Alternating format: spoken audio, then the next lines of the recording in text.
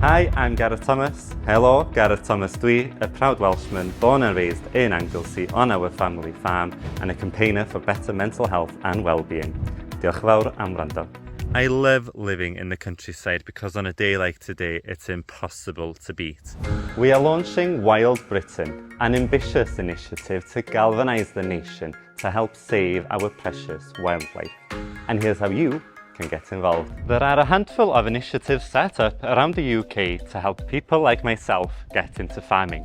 And here are some of the services available to you right now. So life on the farm is brilliant because you experience the countryside in its real format and you get to learn from the great outdoors, although the rain can be a bit challenging. This is Have Your Voice, the weekly debate show where you get to debate the issues that matter to you. I'll be your host and I'll be joined by some guests to help keep things in order. This is tonight's menu.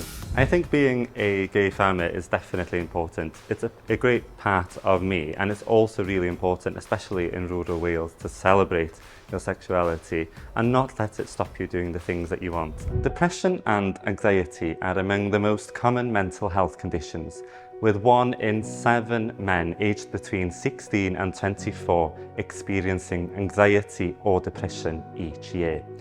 But the problem doesn't stop there, as often the symptoms aren't recognised and people my age aren't getting the help they need. I've always had an interest in politics because it does affect our lives, everyday lives, for the whole of the United Kingdom. It's really important that your votes count, and from a young age you should be able to understand how the decisions made in the Parliament affect you. And to see what you're doing and where, we've created our very own Wild Britain map, so you can add your acts of kindness for wildlife.